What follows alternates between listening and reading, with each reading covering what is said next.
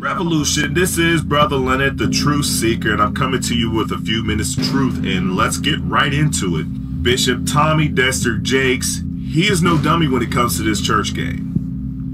While everybody else is looking around playing checkers, this man actually is playing chess with y'all. Revolution, people, Juanita Bynum. I've always felt that she was crazy, but she damn near schizophrenic now. Revolution, people, seriously, when are we going to stop allowing Jamal Bryant to just be the embarrassment to the body of Christ that he is? Revolution, people, when you're sitting up there supposed to be the body of Christ and you're supposed to be the church in this situation, the church should be the lead. The government should be coming to the church to see how can we help you, not how you can help the government. Revolution, people, be the light of the world. We should be the light of the world. We should be where they come to look at that city on the hill. Our light should shine. Our light should be on that stand, not under the bushel. Joel Osteen, you should be the city on the hill, but you sit up there underneath your bushel in your $10 million house. It is what it is, people. All right, everyone. This is your boy, Brother Leonard, the Truth Seeker. Revolution.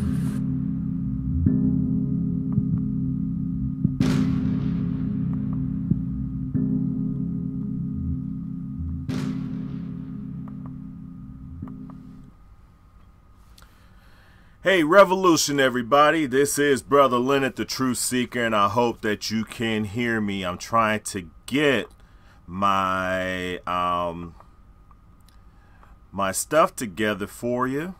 Trying to get that trying to get to that chat bubble, but it's not necessarily working so much, but we're gonna get that stuff together anyways. But hey, this is your boy, Brother Leonard, the Truth Seeker. I am coming to you live from the basement, as if you couldn't tell. And we're not going to be before, I'm going to try not to be before you too long. And the reason why I'm not going to try to be before you too long is because I want to go see some Star Wars. I can't front. I love Star Wars. I'm about ready to go see some Star Wars tonight. Or I'm going to try to.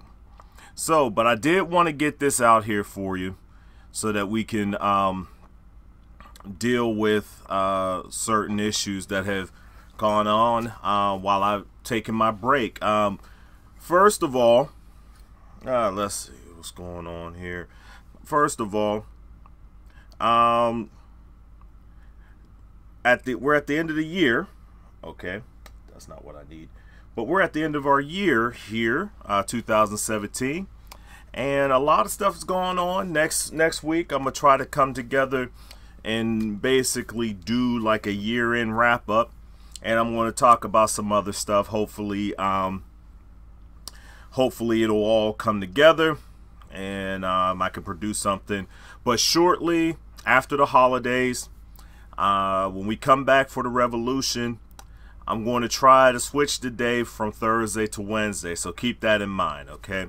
All right, let's get started, because like I said, I don't have much time, and I've already spent up about 5 minutes yapping my mouth on that stuff. All right, now, I'm going to deal with this dude for about 2 minutes, just about 2 minutes. All right, now you know this guy. He's been very famous over the past month or so, and I wanted to say something about him a while ago. But because stuff was going on in my life and not being able to just do stuff. Let me get some of this stuff out the way, out the shot. Not being able to do some things. I haven't been able to talk about Roy Moore. And not necessarily Roy Moore himself, okay? I find him as a despicable human being, okay? Yes, I do believe that God saves, and I believe that Jesus can save, and Jesus has saved and done all that.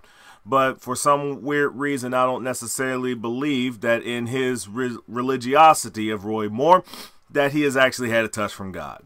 Because had he actually had a touch from God, he would have stepped aside when the allegations of him trying to molest 14-year-olds came to light. You can't hide this stuff, and he's tried to avoid it and everything like that. And the good thing about the state of Alabama is that the black folk decided to go out there and vote. Because if it was up to the white folk, Roy Moore would be the senator, and the Republican Party would have the dilemma of, not necessarily the dilemma, it would just be what they are. They would have be the party of the child molesters. You condone child molesting. That's what you do. That's what you're condoning. That's who you are. Party of child molesters. All right. You know, and I did get a kick out of this, and I'm going to show you this one. I'm going to show you this. I got a kick out of this yesterday. Because Duty Bop decided to go to the poll on horseback, and they sat up there. The New York Daily News, sometimes they do some stuff. This is crazy. I just wanted to share that real quick to get that in there. Well, let's get started on the reason why we're having this tonight. And I was going to have some Mickey Howard playing, but you know, they're YouTube and Facebook, they're really cracking down on, you know, on this digital rights stuff. So I just can't just let it go with the fear of trying to have, you know, this whole stream cut down because I played like 2 minutes of a Mickey Howard song. So no Mickey Howard song, but this is Love Under New Management. And I'm trying to get to the article that I needed, and that's what I'm trying to get to real quick. And I should have had this up, but knowing me, I got so distracted and so, you know, to the point where I was like, oh, okay, what's going on here? So yeah, just give me a quick second.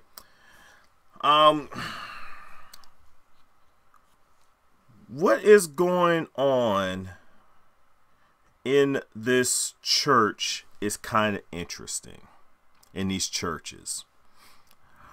What I'm talking about tonight is there has been a somewhat of a transitional announcement, some sort of shake-up announcement in basically three mega churches.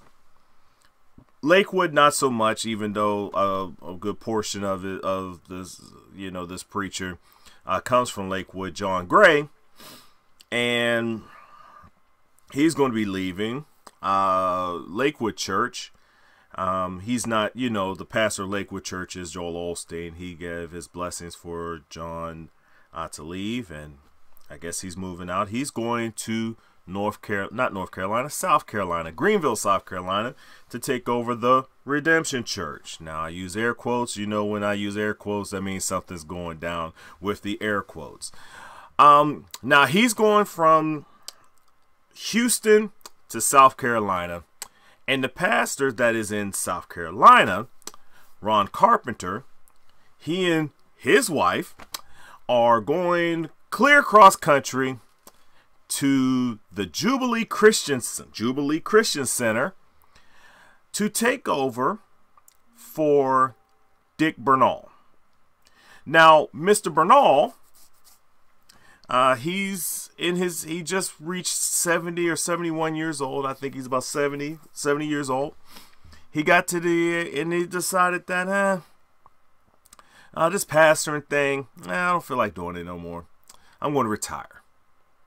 And at 70 years old, it is what it is. You could do what you need to do. You can retire when you want to retire. I have no problem with that. And I have no problem with what's going on in all this other stuff. I really don't care because I'm not necessarily in the church or anything like that. But I'm reporting this because I need to show you the way the dynamics are working, not only behind the scenes in a lot of these cases, but right in front of your face And you, as the church member, are basically left out without a say. Just left out without a say. So you were attending this church because you liked the ministry of Ron Carpenter. And now Ron Carpenter has decided that he has made enough money off of you that he is going to go to San Francisco, or my bad, San Jose. Now, I don't want to say it in those terms, but that's basically how it is, people. You know, Mr. Bernal, he's in age, so I can understand why at his situation that retirement is coming. You know, I understand that. But for the people down in South Carolina, now you're going to be forced, if you want to be forced, to start a new relationship with the John Gray. Now, before I get into all the videos, because I got a lot of videos I'm going to go ahead into, but before I get into the videos and before I get into what's going down, I need to give some background on how these transitions have traditionally happened. Okay, so I want to deal with some of these traditional transitions. Like, for instance, the most easiest transition that we know is, for example, in a mainline denomination. Many of you who are watching came up through a mainline denomination, whether you were Catholic or whether you were Presbyterian, whether you were Baptist, whether you were Church of God in Christ. But with a mainline denomination, you have some sort of oversight board, some sort of board or organization that your church falls underneath. And when that church pastor, leaves for whatever reason, you know, whether it's death or sickness, retirement, misconduct or whatever, the board on top of your church, you know, they will sit back here and they will sit back and choose the successor for that particular church. And many of y'all are familiar with that. Also, many of you are familiar with this method of a father, let's say Frederick Price. Father pastors, and then he decides that he wants to retire, and then he has a real son, Fred Price Jr., and he decides that, all right, I'm going to take a step back and I'm going to turn the church over to my son. Now, the nepotism, I don't really like it, but it is what it is. And then about 5 or 6 years later, the son, you know, you decide that you can't handle the job because you have some personal misjudgments. And then now we go back to Fred Price being pastor again. All right. So we're understanding about those transitions. All right. There's another type of transition that happens, is like with Eddie Long. Last year, Eddie Long passes away. When Eddie Long passes away, the church already knew that Eddie Long was sick, even though he was fronting that he was not as sick as he was. But the leadership of the church knew that he was as sick as he was, and they had already prepared to have Joseph Walker, who was a understudy of Eddie Long, and as an understudy, he was given a church to start a church in Birmingham. And when he was doing the pastoring in Birmingham, and when they were looking for a successor, they looked to him because he was already in the ministry. he was already familiar with the Atlanta situation, and he was already familiar with how things go in New Birth, being that he was already in New Birth. So they brought him to the Atlanta church, and then they sent someone down there to the Birmingham church. So we're familiar with that one. We're also familiar with this situation where we're getting closer to what we're dealing with, okay? Hi, everybody in the chat room. Revolution. All right.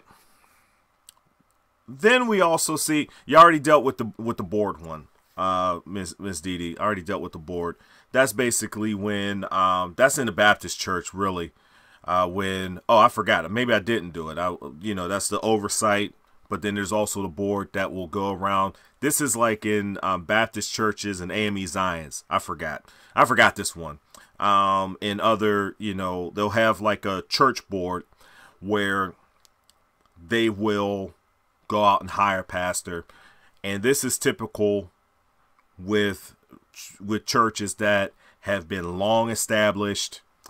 They have like those like 100-year anniversaries and things like that. They have a strong deacon board, so the power's with them. It's more with the people. Now, I want to get to a couple of the good ones, and I want to get to where we start and get into these unique ones, and this one's a unique one as well, is what happened at New Destiny Christian Church. Well, before I get to New Destiny, let me deal with New Destiny. I'll deal with New Destiny, then I'll deal with Dennis Leonard.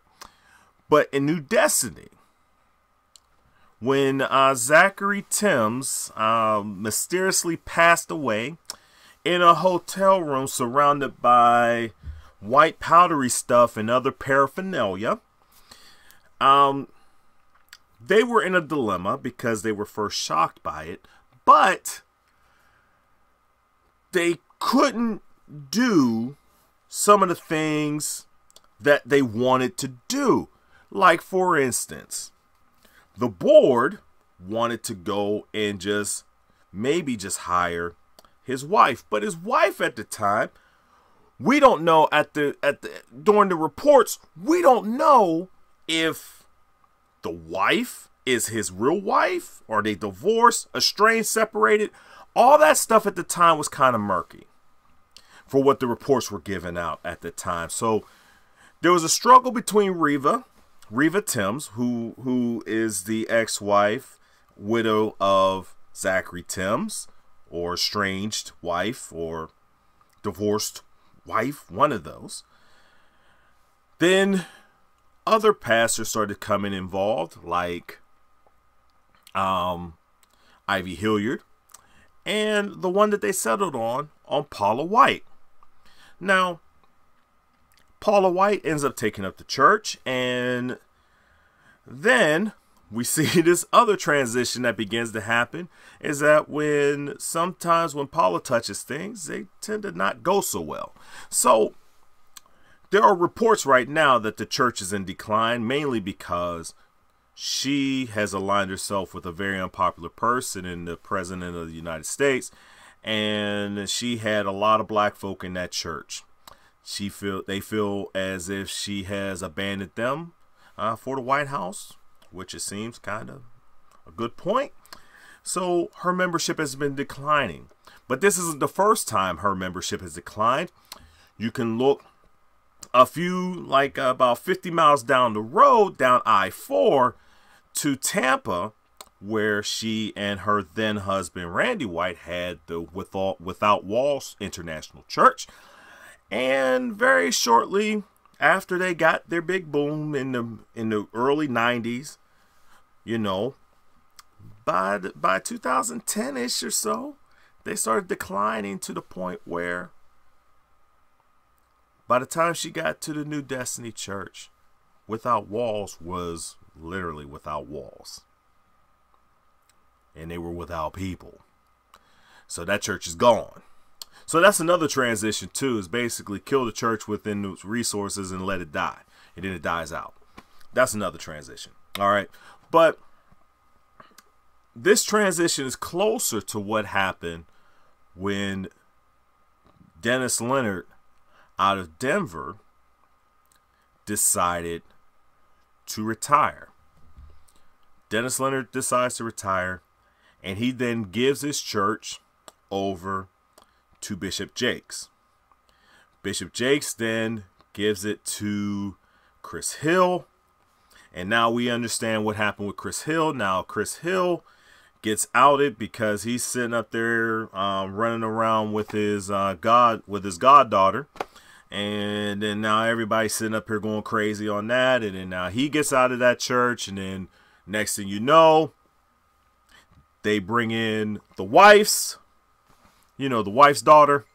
The wife's daughter comes in, not the wife's daughter.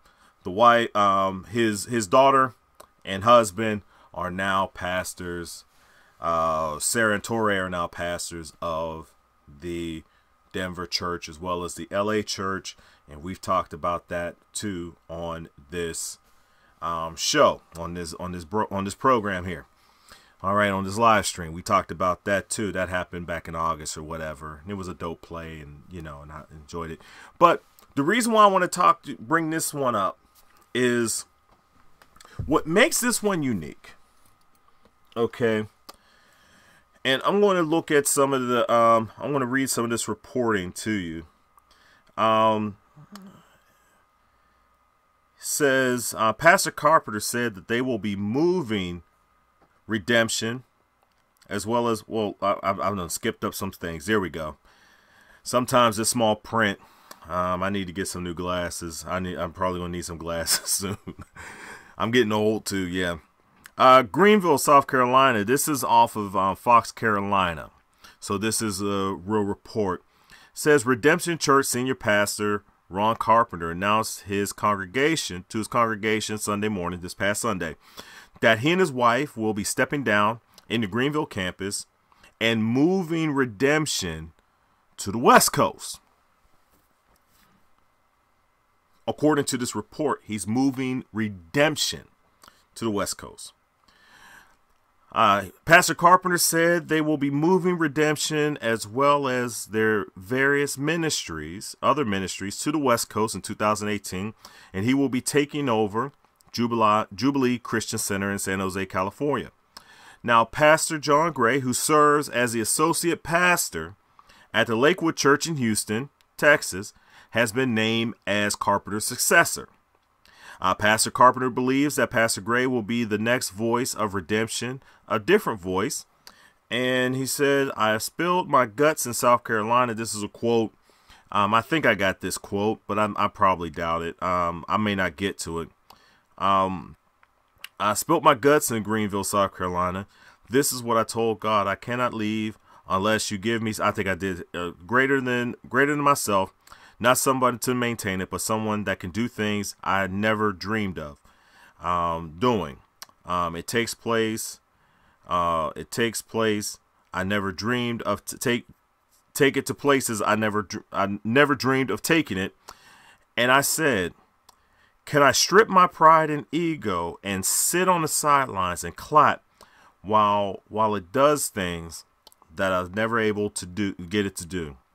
I'm sitting down, studying, preparing a message, and God says as clear to me, he said, call John Gray.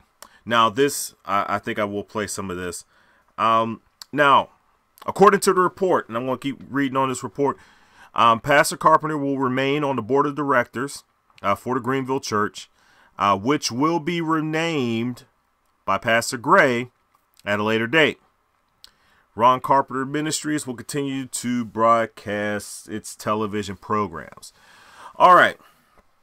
Now, before I get to some of the videos and everything like that, we have done a little bit of reporting on this, and I have a couple sources in one good source in the Revolution who has done some digging. And the source did some real good digging and was able to talk to a very prominent preacher, very prominent evangelist. If I actually said the evangelist's name, I'm not going to do that, but had I said his name, you would know who he is. Well, they had a talk with him, and some of the things that he said about this situation was very interesting. One of the things that they were talking about was there was another pastor that was supposed to be involved in this situation. That if I say his name, you would know who he is. I'm not even going to say the city, but if you want to do a little research yourself, you can start looking through some of the Jubilee Christian Center YouTubes and Facebooks, and this guy shows up. He shows up in their feeds because he was a very active participant because technically he was supposed to be in the running, but for whatever reason, maybe it is God, I don't know, but for whatever reason, Carpenter gets the favor of Bernal. Okay, that's the one thing. The other thing is, why this transition? And there's a couple things that I wanted to make sure that I get out there too. Not only just the transition, but did you notice when I read that he is moving redemption to the West Coast? It's very interesting because what I find to be interesting about all this compared to every other transition that I've seen in the church so far is that it was not just that it was a transition because of the retirement. That's a part of it. But the other part of it has more to do with a branding issue. And I'm going to talk a lot about this branding issue as we go along. From what we understand from this source is that the staff that Carpenter's coming with is his television staff. Okay? Not necessarily the head of evangelism or anything like that. Maybe they're in the TV's production crew or not, I don't know. But it didn't give that impression. The main thing is that TV is a very big part of this.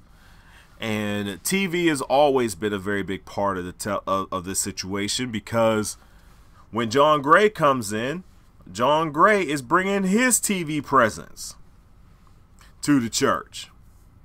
Now, John Gray got a whole lot of TV stuff, and I'll talk about that stuff later too.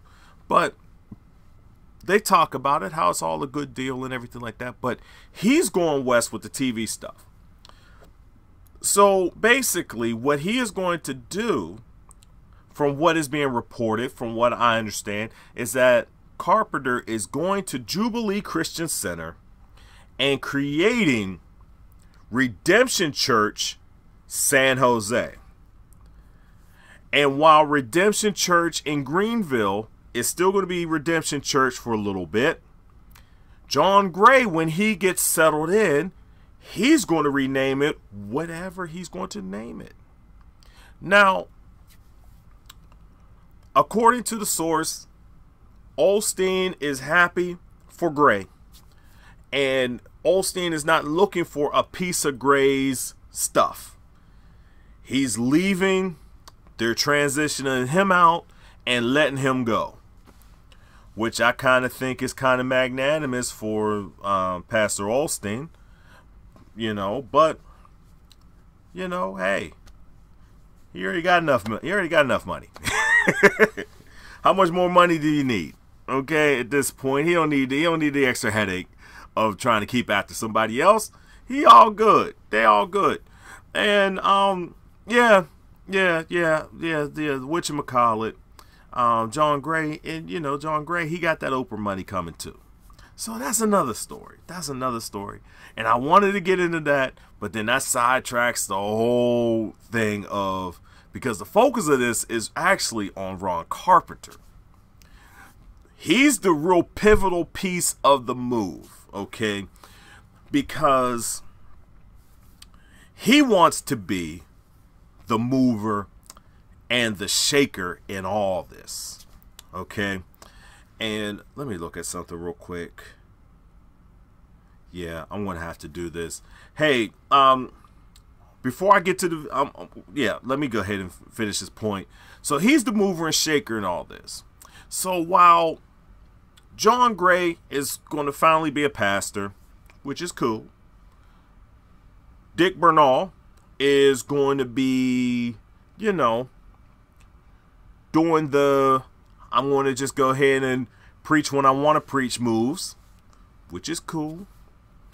The real focus is on Ron Carpenter. And I'm going to have to take a quick 2 to 3 minute break, because within the break, I have to do something. I forgot, I'm on my laptop and I forgot to plug my computer in, and it's draining fast. So I'm going to go ahead and plug my computer in, and then I'm going to be right back. All right. So just give me a quick second, and we're going to get right into some of these, videos.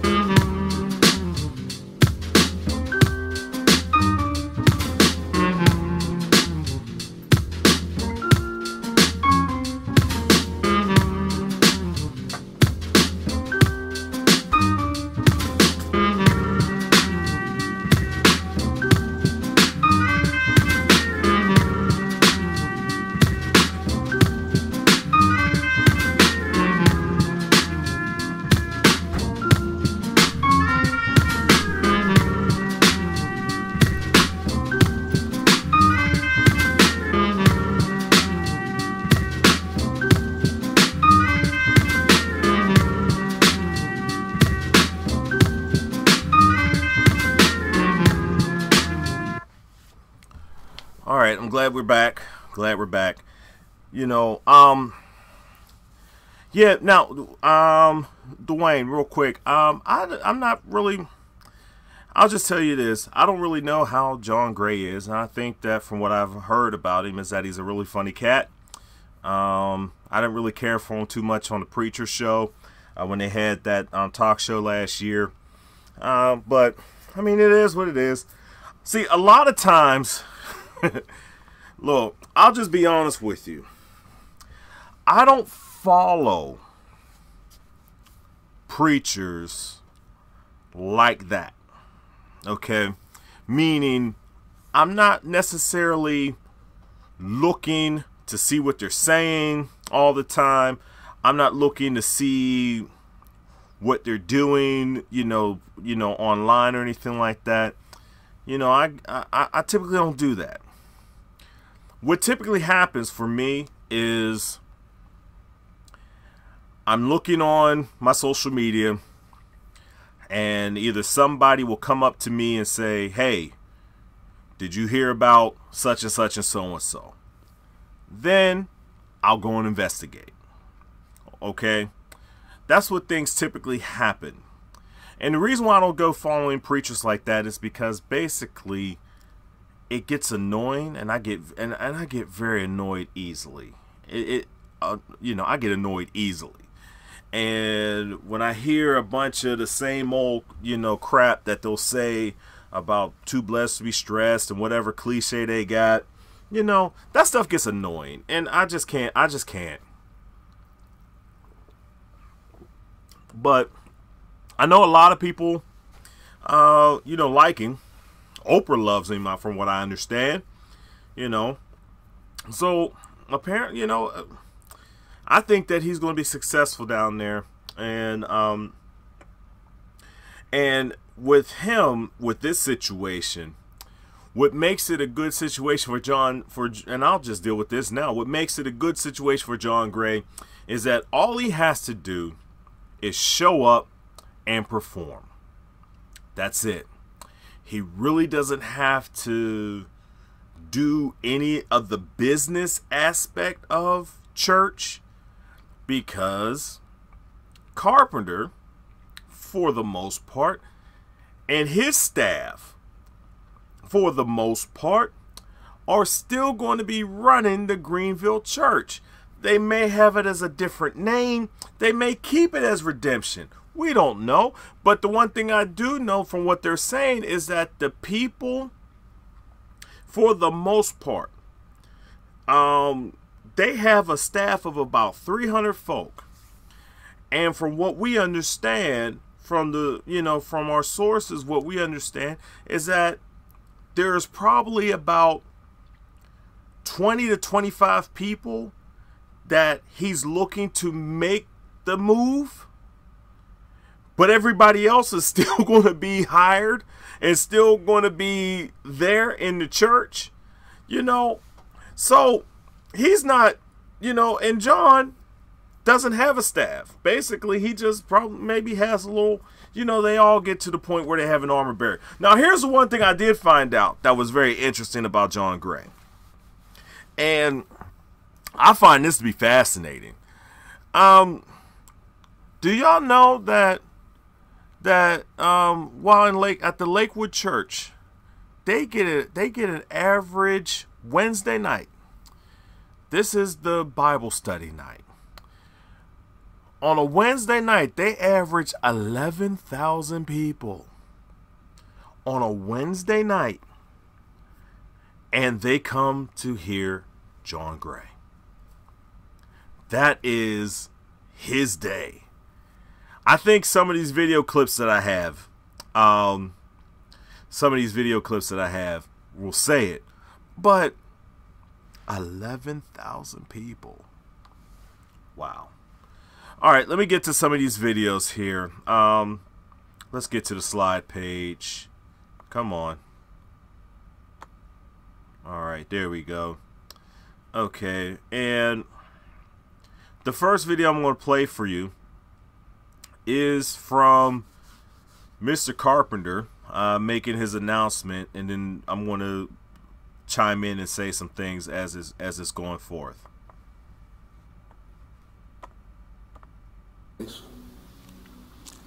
The Sunday after 2/12/2018, which is May the 13th, I believe it is, that will be mine and Hope's last Sunday as the pastor of Redemption. And John Gray, Pastor John Gray, has excitedly and almost rode his bike down here to be the successor. Okay, so like I said, that was that apart for his situation. Now let's continue on and look at some of the other things that was being said about this. Okay, but just give me a quick second. In fact, we just had the greatest year ever in tithe and offering, in expansion offering, in conferences, in souls being saved and baptized more people than we've ever baptized, ever. We're coming off the greatest. We already year to date have broken every record, and the year ain't finished. So in the natural. Yeah, I think I played it. I started up too late, but it started off in a good spot. But yeah, I played that too early. I'm brought it back. Let's go ahead and get it there. Hold on. And I'm going to be careful what I'm going to say because they all going to be watching this later today. But I'm just going to tell you a godless area. Yeah, he's talking about San Jose in Northern California. Weekend and drove 65 miles down I don't know how many roads and didn't see not one church. It is a whole different. It's not like driving to a different city. It's like driving to Jupiter. It is godless. Listen to how he's trying to sell this thing. No one has ever unlocked Northern California. Mm-hmm. Ever. Ever. There is no move of God there at all. Okay, let me stop that for a second there because this thing is crazy. Oh, this thing is crazy. All right. Now, what he says is somewhat true. Is that Northern California area, San Francisco, Oakland, what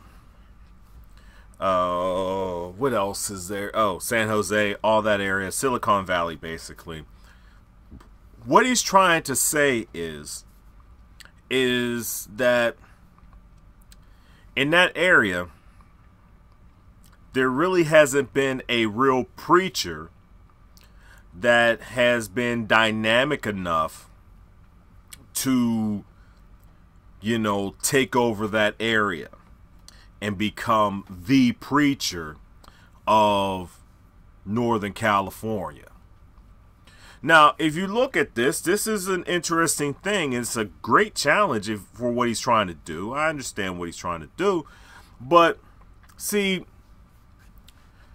you know, we understand when you say like Atlanta, right? You say Atlanta, a lot of people will say Creflo Dollar. You know, a lot of people say Creflo Dollar. Some other people would say now Paul Morton, even though I would say Paul Morton for you know, New Orleans. You say Dallas, Texas, immediately Bishop Jakes. When you say Houston, Texas, immediately Joel Osteen. You understand where I'm trying to go with this. You say Los Angeles, you got a plethora of preachers. Noel Jones, Clarence McClendon, even though Clarence is whatever, but Noel Jones, Clarence McClendon, Duty Bop, Kojic Dude, the main Kojic Dude, West Angeles Dude. Oh my God. Why am I drawing a brain fart on, oh my God, on the Kojic Dude? Somebody please in the chat room put in West Angeles Church Bishop there, please. But then when you go, you know, other areas around the country, you know, New York, you got Hezekiah Walker. Columbus, Ohio, you got Rob Parsley. Detroit, you got the Winans and Bishop Jack. There it is, Charles Blake. Thank you. You know, out there in Los Angeles, but you have all these different people around. You know, all these different people around the country of these big metropolitan places, yet you do not have a preacher that has been very prominent out of, say, San Francisco, San Jose, or Oakland. Now, I do take offense to the fact that he says that there is no move of God there. What he is saying to you is this, is that there is no move of a lot of big churches, a lot of mega churches there. There may not be a lot of mega churches there, but I am sure and certain that God has people there doing his work. I'm sure of that. And when he gets there, he's not going to be the only one doing stuff. Hell, you're going to be in San Jose. But real work needs to be done in Oakland, in Richmond. And are you going to be there, Ron? Is that where you're going to go? Or are you going to stay in a nice plush valley of Silicon Valley and not have to deal with the real folk? See, everybody going out. See, people going out to San Francisco and they're thinking that all they're going to be dealing with is a bunch of gay folk. No, you're not dealing with just a bunch of gay folk. You're dealing with a plethora of people of many cultures. One of the reasons why people are not going, oops, I done kicked over my mic. One of the reasons why some people aren't going to church is because they were not brought up Christian at all. You have a lot of people from the Pacific Islands that's in that area. They're from the Pacific Islands. They're from Asia. They're from Africa. They're from, and you also have a lot of Hispanics, Latinos, who have moved in, who have migrated from the South up north, and many of them are Catholic. And not only are they Catholic, but they ride or die Catholic. So while you're looking at trying to do all this stuff, and it's a good challenge, but I feel in my heart, just like the rest of these folk, is that they don't get it. Is that they think that you put up a nice pretty building, and it's like they think it's the field of dreams, that if you put up a nice pretty building, the people will come. If you build it, they will come philosophy. No. That's not what's going to happen. And that's what can happen. And this is the problem going into this thing. See, he's going into this thing looking to build up a brand so that he can sit up there and really do something by getting that Silicon Valley money. Okay? That's the real deal.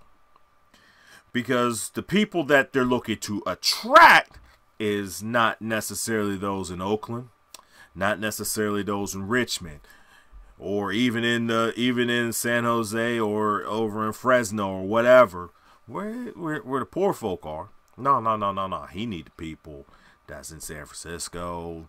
He need the people that's, what is that else up there next to San Jose? I forgot the name of that place, but the houses go for like like $1 million, and it's only 2-bedroom flats type deals. Those places, right? That's where you're going because those folk got the money. That's what he wants. He wants the folk with the money, and it's not necessarily trying to get the area to change. He's hoping that he becomes what Jake's is to Dallas, what Joel is to Houston, and really the bar is really low for that out there in San Francisco. It's really low. You look at Bernal, when we get to Bernal's church, what you're going to find is that you look at the church, and the church looks like it could sit, about 3,500. Carpenter's leaving his church, the sanctuary, that seats about 10,000. He has several services, has about like 3 satellite campuses, I think it is. And plus, he also has about 3 or 4 services a Sunday. And so yeah, he already got folk down there. What he's trying to do is trying to think about it in Greenville. What is in Greenville? What is attracting people to Greenville, South Carolina? Now, if you're listening to this and you're from Greenville, my apologies to you. But we already know. Come on now, we already know. South Carolina, there's not really, You know, the people in South Carolina is great. I had a spring break in South Carolina and loved every day of it. It's beautiful. Beautiful fishing. We had wonderful meals. Oh my goodness. The people down there can cook. It was great. But at the same time, it took us forever to get to places where we needed to go. You know, and we were staying in Columbia. You know, in a little small town just right outside. I think it was Sumter, which is right outside of Columbia, South Carolina. I was thinking it was Sumter. I think that's where we were. But think about it. There's not much going on. But at this thing, what he's looking to do and what he's trying to sell people on is the fact that when we get out there, oh, we're going to have such a time trying to reach these godless heathens, and they're just so liberal, as if liberals don't like God. No, the problem with y'all with your mindset. First of all, you're coming with the mindset that liberals are godless people. No, not all liberals are atheists. Not all liberals are against, the word of God or against religion. What you need to realize is that, first of all, you come in with the wrong mindset. The thing about the liberals is that they just want y'all to, because I'm a liberal, I just want you to live up to the standard that Christ has set for everybody. Not just for the rich or not just for the people that you like. Jesus wants us to love people where they are, not where you want them to be. That's what I see with the problem with this. So it's like you're coming in with this notion that you're going to save this entire region. That's not the mentality that we should have, people. That's not the mentality that we should have. Cool, you're going out there, Northern California, that's fine. But one thing, you're going out there, that's fine. That's great. But at the same time, you can't be going out there with the people as if they don't want nothing. No, they live their life the way that they want to live their life. And you should adapt to that instead of trying to force them to your way of thinking. I'm sorry I got to help y'all with this stuff, but jeez, it is what it is. All right. But let's get to this brand thing. See, now, in the clip that I did play, and I'm not going to go that far, I'm going to switch the video in a second.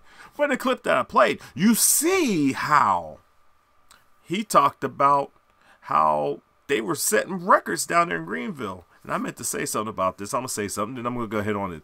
Said that they had the highest number of tithes and offerings, which was first.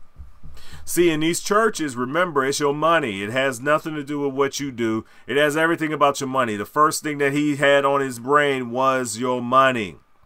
Was your tithe and offerings, was this expansion offering, whatever that is. And then it was, whether or not folk got saved. But that was towards the bottom, and folk got baptized. That was like towards the bottom of the list. But they got your money first. And Greenville, two thumbs to just giving up your money to make a record-breaking year for your church, even though tithing is against what God has called for you to do.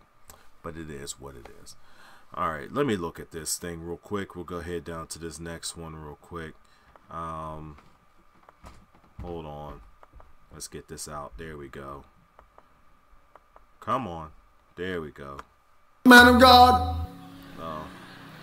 I thought I had this one. I said, right. Are you sitting down? All right. Now, this video right he said, here. Actually, I am. He said, then he got serious. He said, what's up? This right here.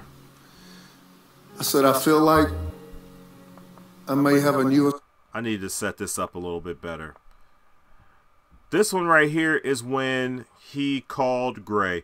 You know what? I'm just going to. Let me just go ahead and. You know what? I'm done with videos for a minute. I'm gonna play some of these. I'm done with some of these videos. All right. Let me just go ahead back to the main screen. because I had to change my thought. I changed my thought in the way I want to do this because, like I said, I want to get done. So I'm done with videos. So let me just talk to you for a second. Actually, I got one more video to play that has nothing to do with this. I just want to play it as we leave, and I'll go ahead back onto that. But I want to talk a little bit about this branding thing and understanding of what's going on. Oh, I might have to play another video. I forgot. There is something else I want to talk about when it comes to this. Is that it's a brand. It's about a money move. Because from what I understand and from what we understand is that the Jubilee Christian Center is a very well-off little church situation, and that they sitting on money. From what I understand, I don't have the exacts on that, but from what I understand, that they are not in debt. He had now Bernal has gone through. And his basically have a building that's paid for, have a campus that's paid for, and which is a good situation for him to go ahead and get started with. Basically build your TV studio out of that sanctuary and then keep moving on and get yourself into more debt. Now you can get yourself into some debt, and it is what it is. But it's very interesting that because of what he did, now he has to start a brand, and that brand is redemption. Now, I was going to go into a lot of speculating about the marriage and stuff like that, but for the interest of time, I'm not going to do that. But it was very interesting. Wait a minute, let me just show you this real quick. I'll show you this real quick. Push back. I said, all right. Hold on. Not this one. But this is what Ron Carpenter has said to his said to the church. Magnitude of the work that has to be done. Hold on. Moving around with all the nuts and bolts of 2 or 3 different. Right. It's funny. It just doesn't want to work right. All right. Now this is the setup video that little hello video of saying that I'm going to be your pastor now and stuff like that. But I want you to listen to the first sentence that he says. I want you to pay attention to that because it kind of interesting. And these are just my personal thoughts on the situation I'm going to give you due to what was going on and what's going on with this. But listen. Hello to everyone at the Jubilee family. I'm Ron Carpenter. Hope's not with me. And I guess by now you've already been told, so I'm going to assume that you know, but I cannot take. All right, real quick, because I can't take more of this. All right. Now, I want you to see that. And now, let's get this off. Now, let me show you this one. Now, this is John Gray's. And Pastor Hope, the entire Carpenter family, the entire leadership structure, let me just show what you you all have established over 27 years is nothing short of miraculous. Now, and you we know that in this next season, right? God is going to continue to do. Let me bring this in the back.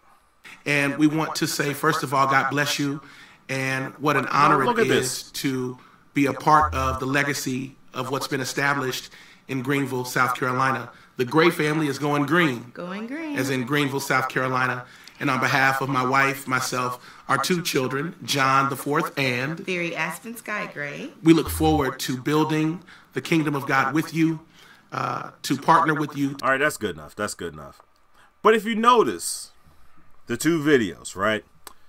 Now, go ahead. I just want to bring this up because I do want to give this comment out there, and I don't want to seem like I'm wrong or anything like that. But if you followed the Carpenter situation, you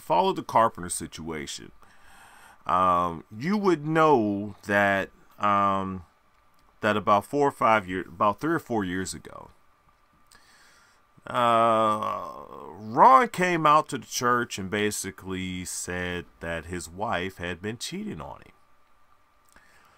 And, it was kind of a big deal. Your husband, you go straight to the point. I don't know why. I guess he wanted to be transparent for the people, which is, I guess, is something that he wanted to do, but he basically said that Hope was cheating on him.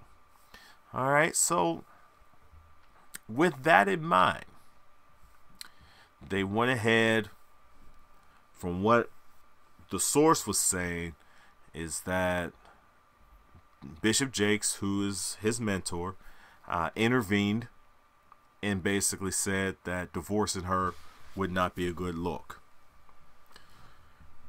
And it would not be a good look for your people in Greenville, South Carolina, where issues of divorce are a little bit different. So let's fast forward up to this point. When John Gray comes on this video, right? He comes on with him and his wife. Okay? Lovely couple. It is what it is. A lovely couple. Probably been married for a long time, have kids and everything like that. But a lovely couple. Ron comes in. Now, mind you this. The timeline for all this stuff is very similar, because all three of them were talking and doing this stuff for quite some time. You know, they've all had conversations with each other for a while, okay, before they made this announcement last Sunday. Ron, on the other hand, he's on the screen by himself. They're announcing him and Hope, but why is Hope not in the video? Now, let me say this, and I'm going to say this right now. A lot of times people get upset with me when I start speculating. Okay? Now, my speculation so far hasn't been wrong. But we got to understand is that when you're doing these videos and stuff like that, and you're doing this stuff, it's basically like how cable news is now. Cable news will give you the facts, but then we also bring somebody else on to say what they think is going to happen. In my case, because I am a very low budget person, as you can see, I'm doing this live from the basement and don't have the studio built yet, but we're doing this live from the basement. I ain't got no money to be sitting up there trying to get folk on and everything like that, to get what they think and everything like that all the time. And plus, I don't know how to do that stuff yet. I'm learning, but I don't know how to do that stuff yet, so I got to do it. Okay? I got to do it. So now, because I got to say this, is because the speculation is different than saying that this is what's going to happen. No, I'm just letting you know that I'm actually speculating right now, because sometimes when people watch these videos, they sit up there like, why are you sitting up there? This is nothing but speculation. Hello, I tell you when the speculation is coming. But yet you want to say, oh, this is speculation. I'm like, really? Come on now. And the other speculations that I've given you, I haven't given you anything that was wrong yet. That was flat out wrong. Okay? Some things haven't come to pass yet, but I'm not saying that I'm prophesying about it. I'm just saying this is how I see it. This is how I feel about it. A part of that branding is, to me, is a new Ron Carpenter. Not a new Ron and Hope Carpenter, but a new Ron Carpenter. Now, of course, right now, in order to go through everything like that, of course, they're going to try to do whatever it is that they're going to do. You know, she may go there, but maybe about a year from now, a few months after they get settled in, maybe things ain't going to be working so right. And at the beginning of this, after understanding what was going on, it would not shock me.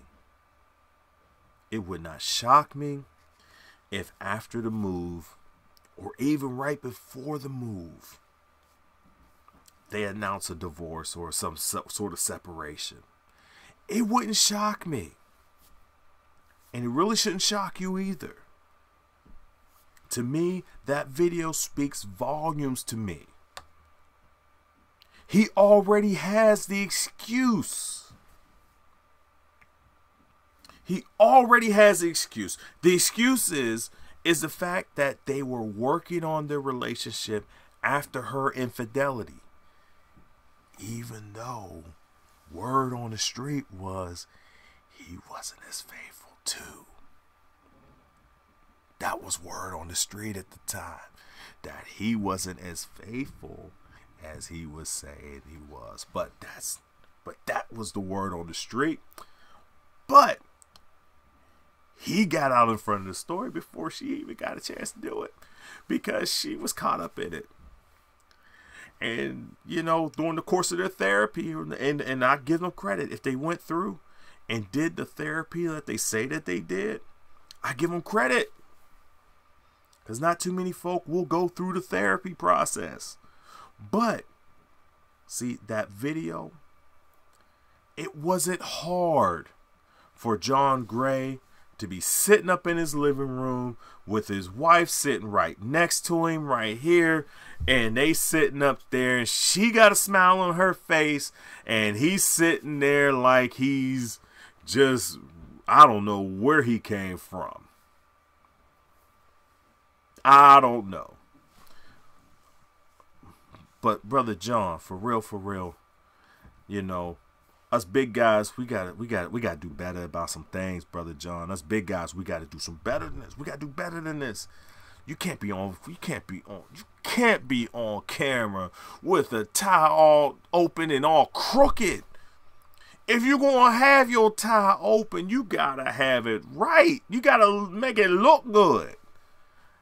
You look like you look sloppy, just not caring that you want to talk to these people. You know, I know you probably preached there before, but geez, this is your introduction to the people, brother.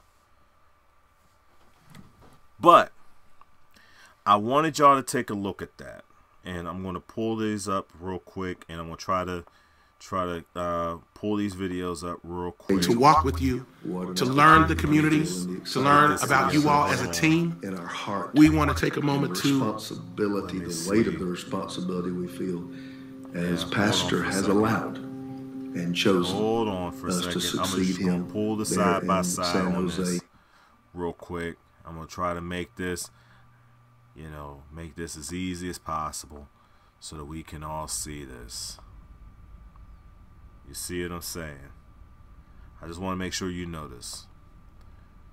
You see? Bring this up a little bit. All right. So we see just wrong. Mr. Gray and his wife. Now I forgot her name. But yeah, brother, you got to do something about that tie, brother. Us big guys got to represent better than that. And I know you got it, and you could do that. You know, this is your first impression. But this guy is by himself.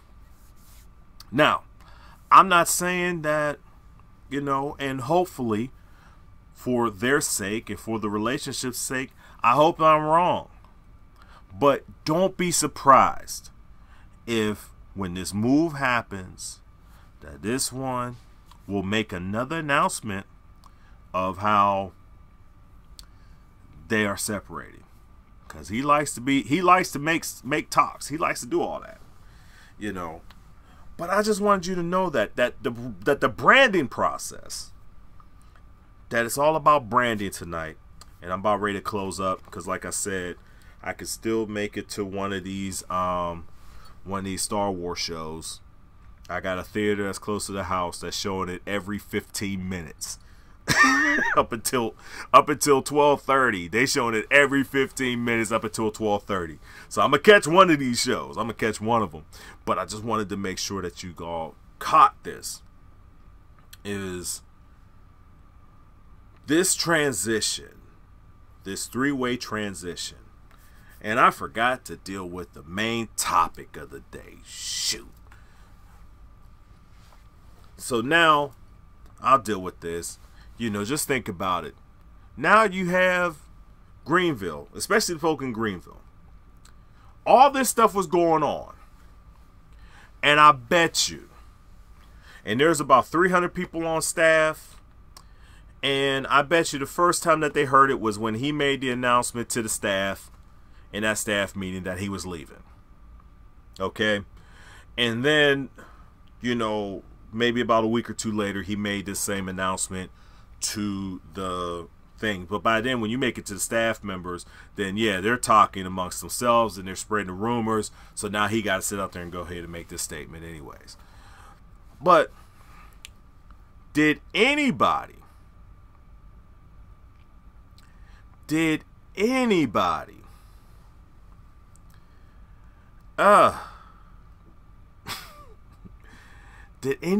ask the people what they wanted?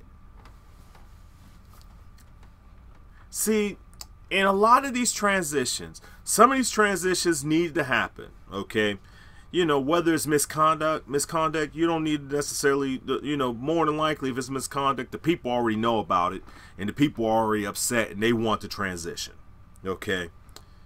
In death, you know, okay, we understand our pastor died. We don't really have a choice in this matter.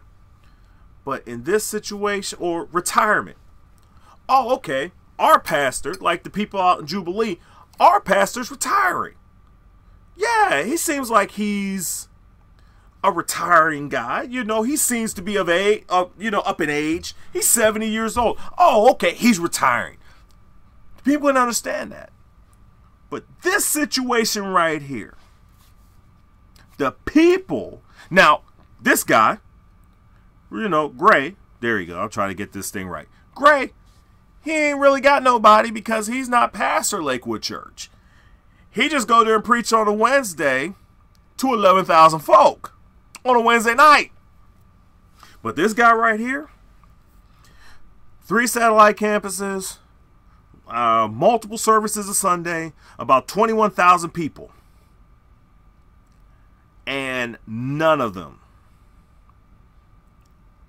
I'm sure John Gray is a good guy. Y'all said he's a nice guy. I'm sure he's nice. I'm sure he's wonderful. But I'm sure none of them actually asked if they wanted him. No. They just got him. So it's just like how Mickey Howard says it. Now you have to love this new dude. Now, Mickey Howard's case in the song, it worked out. She was getting all this bad, you know, these bad guys, and then she found this new guy, and now her love's under new management. And this thing, y'all ain't even got a choice in the matter. Now, you need to love him. You got to love him, or you got to leave. But the guy you really love is this one. But this one is leaving you. That's the problem with this transition that I saw, is that the people of Redemption Church did not have one thing to say in order to say, is this what we want? Now, they put it off as if this is some God stuff and people will bite on all that. Like, he talked about how, and I should have played the video, but I don't feel like playing the video. Talked about how, you know, are you sitting down? God said that you're supposed to be my pastor. You're going to be my successor. And he's like, yeah, and the Lord came and spoke to us in a prophetic word that God was going to tell me where I was going to go. No. And everyone's, woo, yeah. But a lot of that stuff don't happen. You know, when I get done with the video, you'll know I'll put up some links to where I got the videos from. Well, the Facebook, I don't know if the Facebook feed's still up, but I was able to capture it when it went down. You know, you can look this up yourself in anyways. But, you know, a lot of times they get so spiritual on stuff that everybody gets caught up on, they get so caught up on what they think God is saying, but that's not necessarily the truth.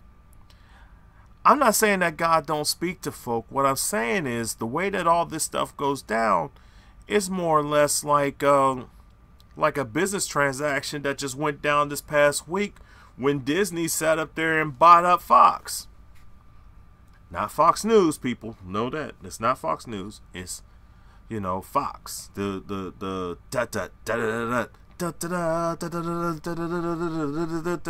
thing. The movies. The TV shows. But not the Fox News channel, not the Fox Business channel, you know, not that stuff, but the Fox, FX, and the movies. All right. But yeah, it's just a business transaction. And they aren't in on the business. And they can't sell their shares. They don't have shares to sell. They don't have anything. All you are at this point, all you are nothing more than an offering. That is what they see you as an offering. So in this situation, you had no say. Redemption Church of South Carolina, you had no say in this.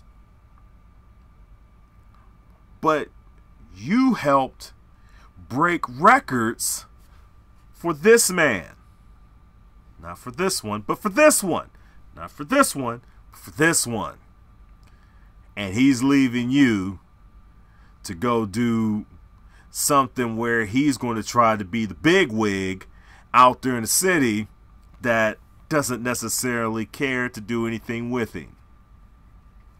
Now, if he go out there and be successful, cool, I guess. For church stuff, successful, good.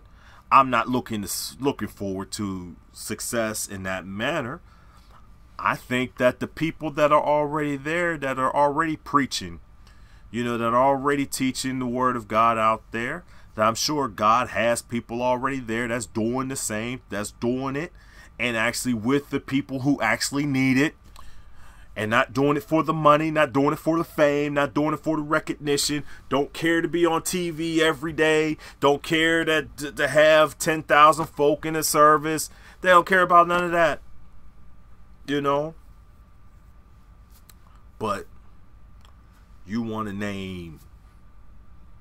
You want a bigger name. That's the problem. All right, well, like I said, I wanted to get done and out of here before we got, you know, so that I can go ahead and try to go see this Star Wars thing tonight, and I'm about ready to go do it. Oh, that's right. I'm going to leave you with this. Let me go back. I forgot. Let me go back. Also celebrate Pastor Ron. I hope the glimmer in my eye. Hold on. There we go. I'm going to leave you with this before we go head out. And I want to thank one of the people who follow this channel. I believe her name is Sister Erica. When I came back on with the preview video, she's like, well, you got to look at this guy right here, because he sits up there, got his, he's a false prophet and everything. I was like, yeah, he's a false prophet. But I saw this video. It's a minute long. And trust me, I'm going to come back to this, but it's only a minute long, and I'm going to close out with it because, wow. Now, let me say this. If you are squeamish about cussing, I'm letting you know you're going to hear some cuss words. Because like I said, I ain't got the technology to bleep stuff. And plus, I could care less about folk cussing, because I like to cuss too sometimes. But besides that, you're going to hear some cussing. So if you got this up, you know, at your desk, I know, crazy. Erica, this thing is crazy. And I have to look into it a little bit better, and I'm going to reach out to you because I did get your message. I'm going to reach out to you because once you said it, I started Googling and stuff like that, and I saw your message on the Facebook. I'm going to reach out to you. But this guy, I'm going to tell you what I'm talking about. This guy, his name is Joshua Holmes. Now, you know, he's basically one of these Twitter pastors. I don't know what he's preaching about. I don't know who he preaches to. But most of his stuff on Twitter is basically something with a lot of fire emojis. He likes fire emojis, but he's a Twitter pastor.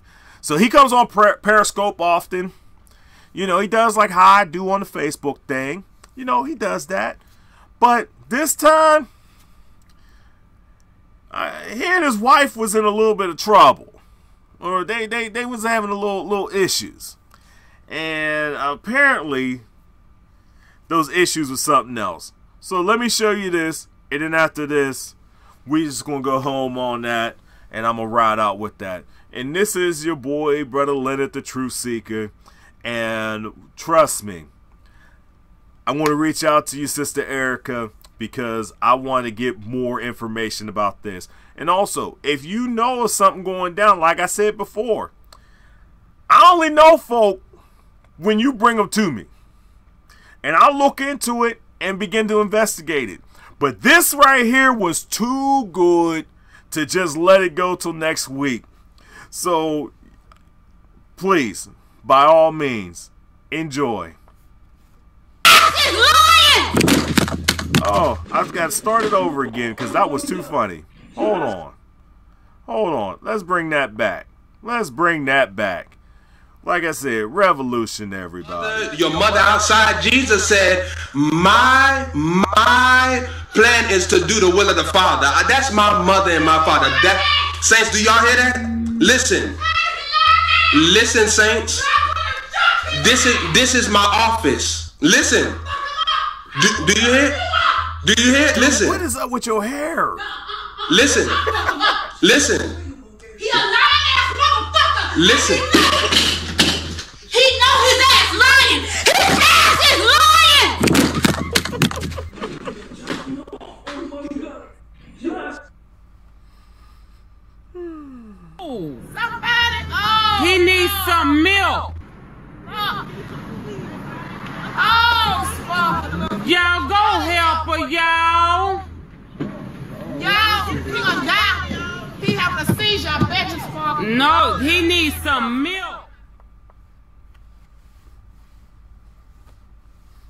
All right, good night, everyone.